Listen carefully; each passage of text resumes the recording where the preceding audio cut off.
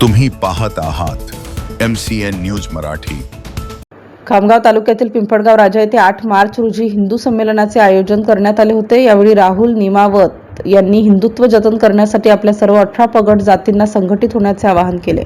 महिला वक्त्या कृतिका वरणगावकर यांनी नारी सशक्तीकरण या विषयावर भर दिला, तर हरिभक्त परायण विनायक महाराज भोपळे यांनी आपल्या उद्बोधनातून हिंदू जागृतीच्या दिशेने तसेच हिंदू समाजामध्ये नवीन ऊर्जा आणि चेतना प्रदान करण्यासाठी सर्वांनी प्रयत्न करण्याचे आवाहन उपस्थितांना केले।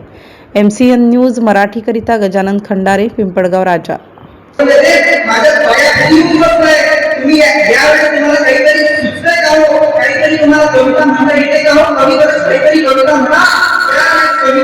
कविता म्हणली म्हणजे राजन तुम क्या लड़े हो जंग, राजन तुम क्या लड़े हो जंग, देखत तुम्हारा तेज तखत शोभत औरंग, राजे तुम्हाला पाहून या हिंदुस्थानाचा बाप म्हणणारा जो हा आलमगीर आहे त्यानं तुमचं तप त्याचं स्वतःचं तख्त सोडलं आणि तो तुमच्या पायाजवळ येऊन बसला। असं आधी काय मागावं या राजांनी महाराज संभाजी महाराजांना त्यांनी पहिला विभागाला जाओ कलम उस संभाले इस स्वराज्य का सरकार करता उसके आंखों में भूत करो कि उस संभाजी उस आगो नाचना भूत करो।